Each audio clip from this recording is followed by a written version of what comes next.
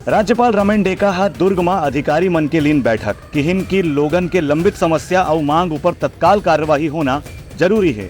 राज्यपाल रविंद्र डेका आज राजभवन के सचिवालय के अधिकारी मन के बैठक लीन। ये मौका में राज्यपाल अधिकारी मन से लीन की छत्तीसगढ़ में जो भी जनता से जुड़े मुद्दा है, जो भी आवेदन या समस्या राजभवन के सचिवालय ला मिलथे ओखर निदान करे बर संबंधित अधिकारी मन से तत्काल चर्चा करे के प्रयास करे जाए। उनकर कहना से कि अपन दुर्ग प्रवास के दौरान वह अधिकारी मन से जो भी बातचीत करे हैं ओखर भी उमन ला एक प्रतिपुष्टि मिलना जरूरी है। प्रशासनिक अधिकारी मन ला हमेशा ग्रामीण क्षेत्र के लोगन मन से कतकों समस्या या शिकायत के आवेदन मिलते रहते। ये मौका में राज्यपाल हकीम की दुर्ग संभाग में जतका भी जिला थे वहाँ से जो भी आवेदन अभी तक प्राप्त हो रहे ओखर तत्काल समाधान के लिए प्रयास करे जाए।